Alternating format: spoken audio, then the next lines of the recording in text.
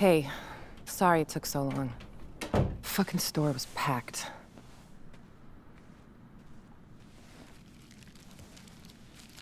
How you feeling? Nothing broken? Altar boys don't fight fair? Yeah, I'm okay. Double cheese, no onion, right? That'll do.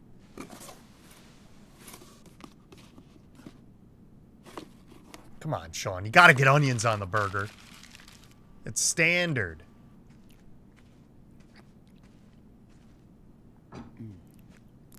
Got you some gauze and antibacteria stuff for your eye. Hey, don't wolf that down. Or at least take a breath. Like you care. Sean, I do. Come on, Karen. Don't act all hurt. It's too late. Where were you when I broke my leg when I was 13? Not with me. When Daniel got a bad flu a couple years ago, you didn't sleep next to him every night. Where were you? Where were you? Fair enough. So let's talk, because we do have to get your brother out of a cult. I'm listening. How did you two survive alone on the road for that long? I mean, we got some, Dad taught us, though. I don't know if I want to bring that up. I'm gonna be honest, we got some help. We just got lucky. And got some help along the way. Total strangers. We even had our own little family. Good. How did you go to Beaver Creek? You know I don't have to answer your questions, right? You're right. So tell me what you want from me, Sean. Nothing, Karen. I mean, what do you want from me? A fucking hug? Hey, I just want you to know what I did, and why, if you care. So, ask me anything. Interesting. Why did you leave? I guess we'll rip off the Band-Aid then. All right. Why did you bail on us? I wasn't meant to be a wife, or a mother. I thought I was supposed to. I tried to pretend for many years. But I wasn't happy, and the urge to leave just became unbearable. I had no other choice. Are you serious? You chose this life. You fell in love. You made your own choices, right? Making your own choices doesn't mean you can never fool yourself, Sean. After I had Daniel, you were about 8, and Esteban's garage was getting busy. There was so much going on around me, yet somehow I just felt that my own life was just slipping away. Felt like an empty shell. Sean, it was the hardest decision I ever made. I knew I might never see you all again, but I took that responsibility.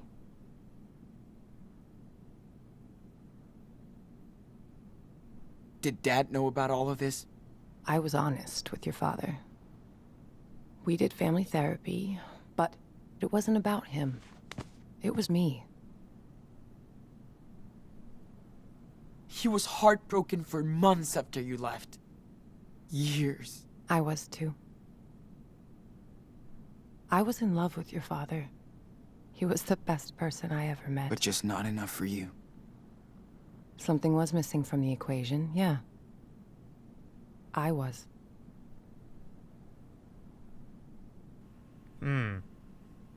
What are you doing here? Yeah, we might as well. So what exactly are you doing in Nevada? You live around here? No. I'm way out in Arizona. Sean, I knew it! I told you. Your friend Jacob wrote my P.O. box and said Daniel was in trouble. That's it. She's in Arizona. She opened up a leather shop and she sells turquoise. Arizona? Holy shit. It's just lizards and rocks. Guess I found something there. New York didn't really do me good, so...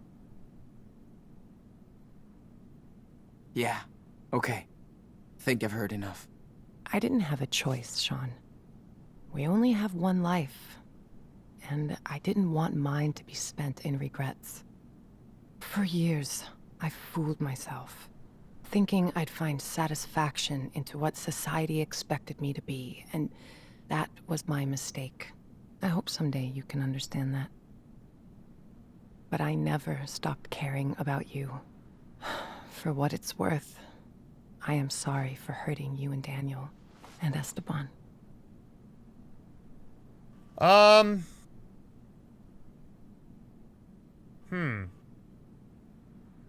What's the response here? Because I'm really not thrilled with her response. Like, she's like, oh, I had no choice. Well, no, you did have a choice. You left your husband and your kids because of the notion that you felt you weren't cut out to be a mom or a wife. But you still had those responsibilities, and it wasn't on the kids' shoulders to have to bear that burden. The fact that their mother knew that she wasn't cut out for this. I don't want to go too aggressive, like with too fucking late, but I think I'm just going to say I'm not. Because she said, I'm sorry for what I did, and then he's like, oh, I'm not. I feel like that's good. That's a good middle ground, anyway. I'm not. We were a real family. Without you. Well, Esteban was meant to be a father. I knew he would take care of you the way you deserved. Except he's dead. We've got no one left.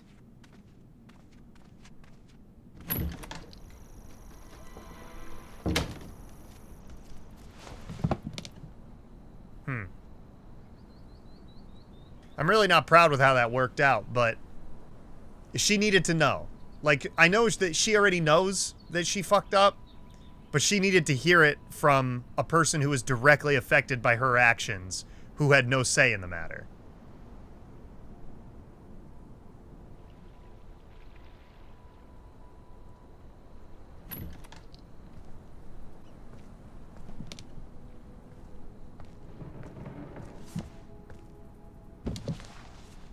Sean, whatever you want to say to me, this is the time. Let's just get it all out in the open. See what happens. Okay, sorry for the abrupt cutaway right there. I've had to record this episode of Life is Strange 2 across 2 different sessions, one last night and one tonight. And unfortunately, some parts of the session from last night got corrupted, so I re-recorded them while the gameplay was still going on. And this session got corrupted at the very end, literally right as we got to this question. So yeah, I delayed production to another night. So that's why, you know, I kept the same clothes and everything, like the same shirt, but my hair might look a little different or whatever. All right, here we go. So back in with the playthrough. We're trying to air out all of our dirty laundry with Karen, and we are going to potentially ask her a question. Oh, okay. So yeah, I remember what was going on. I kind of was eliminating questions or seeing if I really did want to chat with her. If I ask, did you miss us? Of course she's going to say, yes, you know, you're my sons. Of course I missed you. Why ghost us?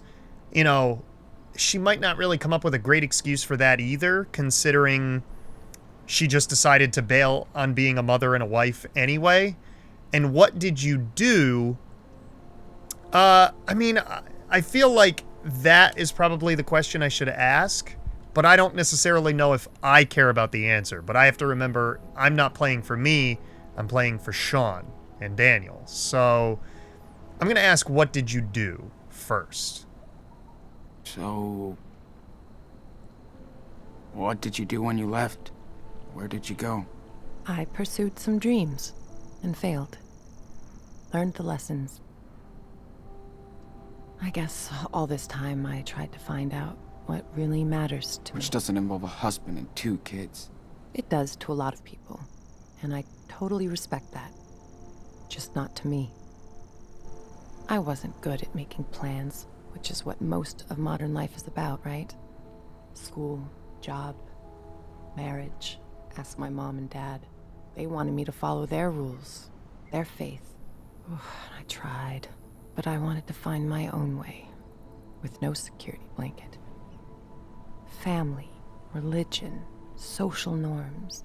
It's just all about security, after all. But it all just looked like a sweet golden jail to me. I tried to escape that. I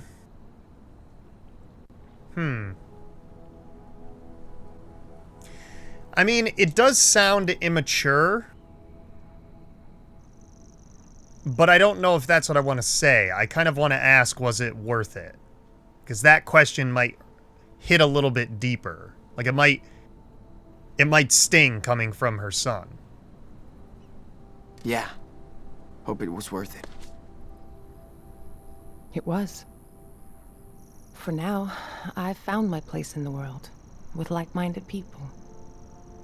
I'm at peace with my fuck-ups and my decisions. With like-minded people? Where? She's in Arizona, but with who? How do you make peace with bailing on your parents, your husband, and your kids? I know, that's hard to understand. But I think people should know who they are. And not fake it for anybody. I'm not happy with her answers to us. I feel like it's kind of a cop-out. Like, I understand following your own path or whatever, but at some point, like, she had to deal with her parents on her own. She even had to deal with marrying Esteban and dealing with him. But at some point when you have children and you bring them into this world, especially leaving them at such a young age, like, that is just cruel in and of itself. And it doesn't deserve compassion from a character like Sean who doesn't want to give compassion. Like, I'm not saying that from my personal perspective, she doesn't deserve compassion. I'm just saying Sean is pissed off at her. And I agree with that. But I'm sure that they're going to reveal some fact or she's going to redeem herself in some way later on in the story. So right now, I'm just going to cut it off because I don't know. I'm just not feeling her responses right now. Whatever. You sound so careless. It's like you can't even realize how much pain you've caused. I do care. It's why I'm here. To help you and your brother. If I didn't step up to help him now, I couldn't live with myself.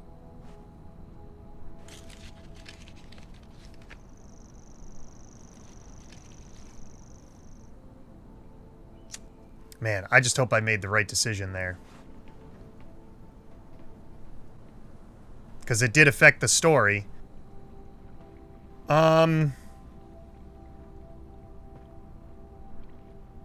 just not going to ask anything. I'm just going to sit here. Oh man, Esteban hated when I smoked. He didn't want me to die an early death. Fuck. Life can be so cynical sometimes. I remember he would smoke sometimes. Long ago. We didn't fight much, but when we did, I would go out on the porch and light up so I could calm down. Esteban would come over and ask for a drag. And then we'd just look up at the sky and watch the stars. Or the planes. I do miss that. I used to do the same with my best friend Lila. Sitting on the porch. Just letting time go. That's when you know someone is good to you. When you can just sit together, shut the hell up, and watch the universe do its own thing. See, now I can agree with that. I can agree with what she's saying there. Like how sometimes you just kind of need to let things play out as they'll play out and kind of sit back and watch. But that isn't something that you do with your children. You know, I get it that maybe parenthood isn't for all people, and maybe some of them do find that out later, like after they've had their kids. But you should still make sure that, you know, you could at least be there for your children in some way. Maybe you can't be a mom, but you could be a friend. You could be somebody who checked in on them or whatever. She kept her distance and without saying anything. And she, you know, she abandoned her children at such a young age. Like, Daniel is 8 years younger than Sean, according to what Karen said. I think she said that Sean was 8 when Daniel was born anyway. But still, you know, Sean probably doesn't have that many memories of Karen. The only memories that he has of her are maybe few and far between. And then, of course, when she left. And did she even say goodbye? Did she, you know, just leave without saying anything to Sean? Like, that's a lot for a child to have to cope with. And for her to be saying, like, you know, here's why I did this, you know, I hope you understand. Or she hasn't really asked for forgiveness, but she's like, oh yeah, I've come to terms with what I did. Well, you're not the one who has to judge what you've done solely, like on your own. You know, there are other people that were affected that should have a right to say their piece, if you will. So I'm just gonna go inside now. We should go back inside. I gotta change this dressing. Okay, let's go.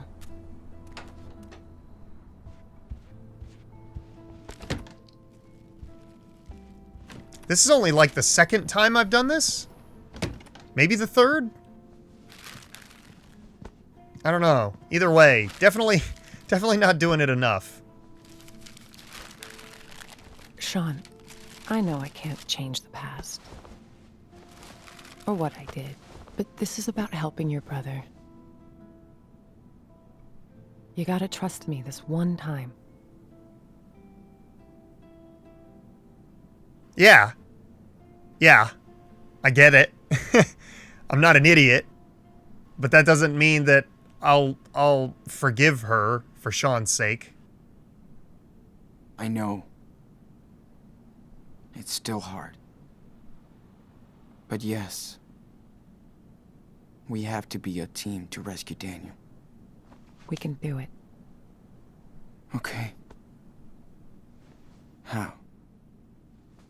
We need to get in touch with this Jacob. He obviously knows a lot more than us about the church. Well, I called him when you were out. We can meet with him tomorrow. Okay, good. I also got these, just in case. Okay. Better take care of the eye. So, do you need any help with that? I knew that they were going to ask this. No, I'm okay. No. I got this. So, you feel like telling me the story here? Not really. Gotcha. Here, try this on. An eye patch? We can finally be a pirate. Yeah, I feel like that was okay. Sean's a big boy. He knows how to do this. He's done it before. Joey taught us well in the hospital.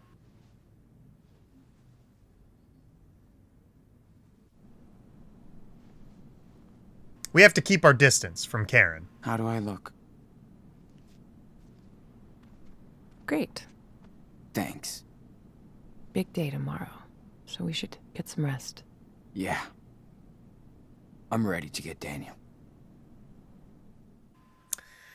And that's how that scene ends. I don't even know how far along in the episode we are. I'm assuming we're probably like halfway, because we still have to talk to Jacob. We still have to go through with the plan of rescuing Daniel. And then there's going to be some big blow up at the end, I'm sure, to lead us into the finale.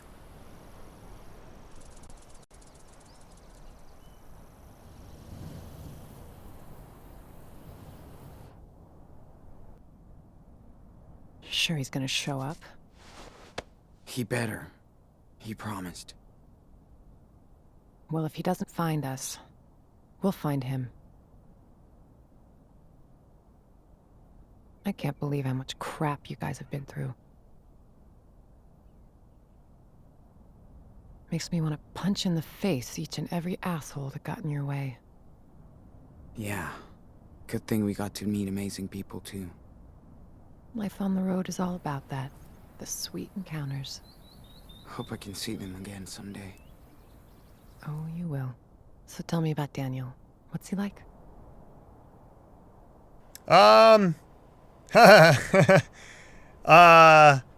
He's a little rascal. I mean, my Daniel is definitely, I've used the word a demon. He's a demon.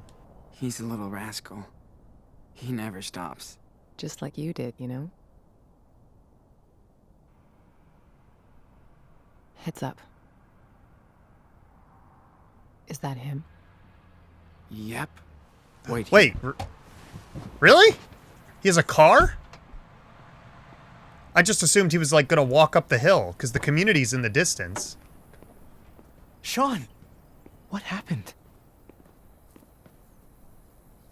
Can you explain? I don't want to get hostile with him immediately.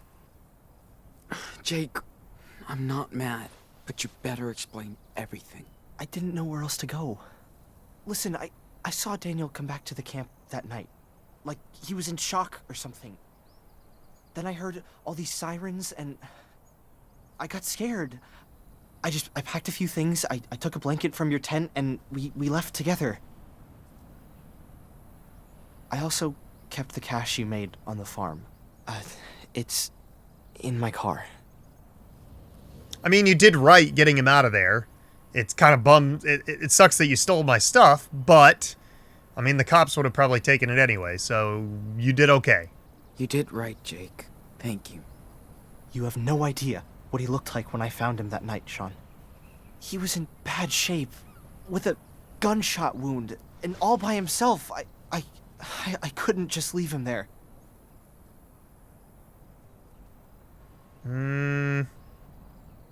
What about the others? Hannah, Penny? What happened to them? They ran over to Merrill's place when they found out Finn and Cass were gone.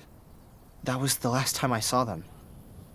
Then on our way out here, Daniel told me more about what happened that night. How scared he was. The blast. Daniel feels he's gotta redeem himself for what he did. I need to get to him, Jacob. He's not guilty of anything. I should have protected him better. I'm telling you to be careful with the Reverend Mother. She's waited her whole life for somebody like Daniel. The Reverend knows how to manipulate people. She's good at this. He wants to stay with her. Daniel has faith in the Reverend now. Well, I'm not afraid of her. Yeah, not afraid of that Lisbeth of yours. I'm getting Daniel out of here. Come on. There's no way they're gonna let you take him away. Well, too bad. We're not gonna ask for their permission. You must be Jacob. I'm Karen. Hi. Okay.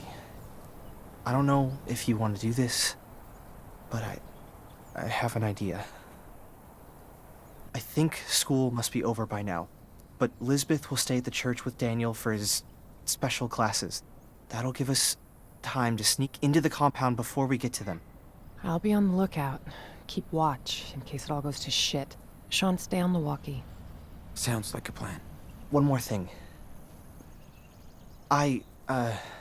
We have to get my sister, too. Sarah Lee. Really, Jacob? Come on, man. She's with your parents. I know. Please, listen, Sean.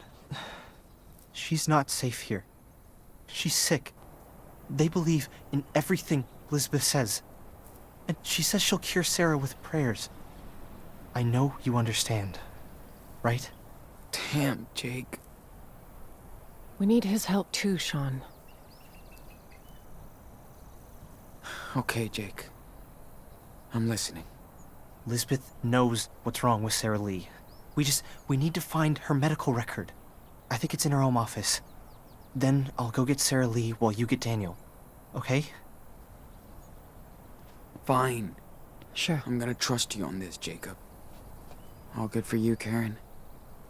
What if Daniel won't go with you? He will. I know him. Okay. This is the plan. So we've got to go sneak into the Reverend Mother's office to get Sarah's medical records. Then we go get Daniel. Jacob goes to get his sister. Bing, bang, boom, we're all out of there. I mean, it seems simple enough, but, they got guns, so I don't know. I don't know how it'll all work out. Oh, boy. So, at the very least, are we going to try to do this in the middle of the night? Or are we going to do this at, like, the evening time? He said that the kids are out of school now, so Daniel will be with the Reverend Mother, but where will Sarah Lee be?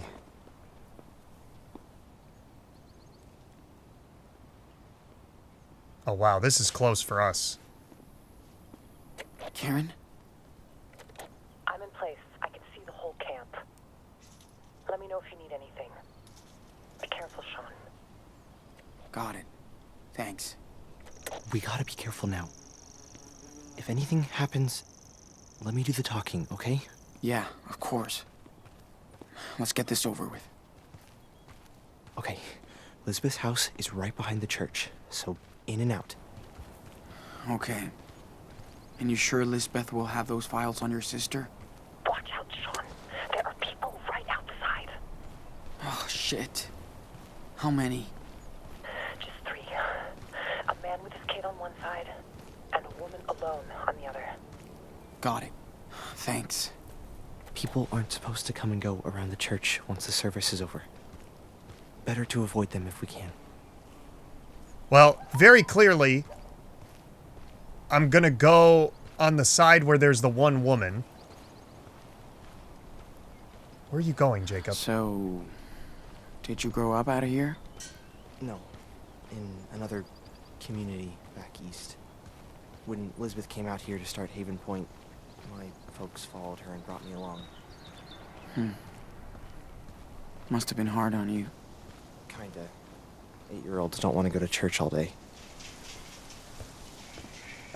Alright, well this should be pretty easy, right? We just sneak behind this house here. That's simple. As long as she doesn't hear us or anything, like, I just don't trip over anything. Don't make any sudden moves. Alright, let's call Karen real quick. Karen, everything all right? Yeah, don't worry about me. I found the best hiding spot. The view's kind of great. Cool. Be careful, though. You never know. Thanks, Sean. I will. Alright, so seemingly we got around. That was easy. Okay, So this... there it is. Looks empty. Let's hope so. Luckily for us, we never close our door. A closed door is a closed heart, she says. Should we look around first? I have a feeling we should look around. Window, yes. Let's take a look. No one's in sight. Good. Alright, we just gotta be careful. Let's check this other window. Okay, good, good, good. Maybe that's why all of the windows are checkable. Because we can spy and see if anybody's in a particular building that we need to go into. Can't believe Daniel really lives in this depressing house. We did it. Now we have a little bit more time. Yes, we do. Nice work. So where are the files? Right there, in her office. Ugh, of course it's locked. Her open door speech is just another lie. We gotta find a way in. Fuck. Think there's a key somewhere? Maybe she's too cautious not to have a spare set around. Alright, Where would a key be hidden? Whoa. Are you okay, Jake? Yeah. Yeah, no, it's just so full of memories and stuff. Whoa. This place is worse than army camp. Okay, so this is Daniel's chore list. We all know how much he loved to do chores over at Claire and Steven's house. Paper. The moat and the bean. What the hell is this about? New morning family practice. Lisbeth Fisher. Antibiotics for a yeast infection. Advil for stress and anxiety. Refills allowed. Okay. So she's got a yeast infection. Very glad I know that information now. Well, there's not going to be a key in the bathroom. This is a lot of pills. Especially for someone who doesn't believe in science. Okay, so it's got to be in the back room back here. Organ. Newspapers drawer. Ah, here we go. Let's check the drawer. Whoa. They kicked her out of church? Now they're thirsty. Who did they kick out? Oh. Okay. Well, that's an interesting piece. Let's search this top left. Don't see anything of interest. I mean, that was cigarettes and a lighter, so she probably confiscated that. Oh, what are you doing? What a great fucking family portrait. Oh, Daniel drew that for her? Okay, let's check this drawer.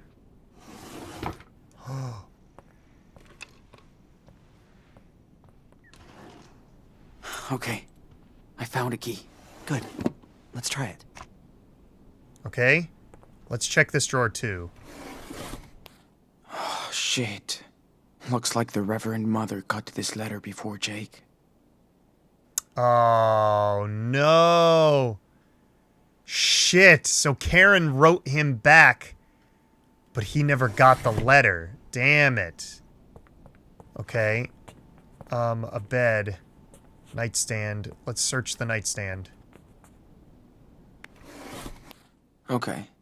What the? She's completely obsessed with his power. Interesting.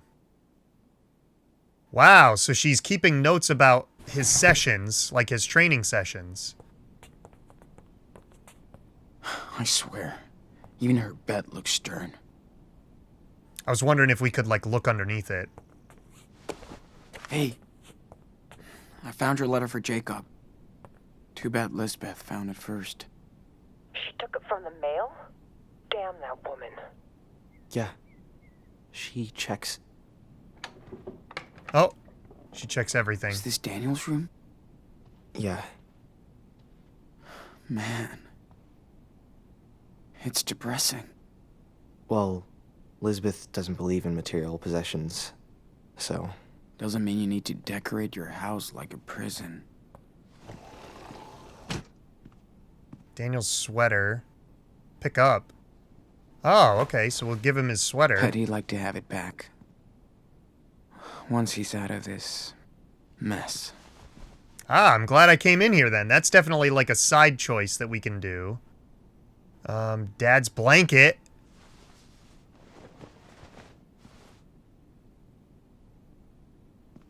Wow. I'm glad we came in here then. There was definitely some interesting stuff. Is everything all right in there? Yes. We're trying to get into her office. She's locked it up, so it has to be there. Fine. I'll let you know if I see anything unusual. Got it. Okay, let's look at Finn's bracelet. No matter what happened, I guess Finn was a real friend to Daniel. Alright, there's a drawing over here. They're so cute. He must like Sarah then. So at the very least, if Sarah wants to go, then Daniel will probably want to go. Locked, of course. Well, let's try the key. I bet you this goes to the office as well. It's two Shit. doors. Maybe it opens the other door. Okay. Oh man, we gotta start to move quick too. Oh wait, there's a drawer here. Anything in here? Oh! Nothing here. Nope. Just some bras and some what appears to be linens, church linens. Was there anything over here? We didn't really check over by the door or anything. There's a painting. Can't look over here. A couch. All right. Hopefully it opens the door because I got no other options. Yes. That's the one. Perfect. Perfect.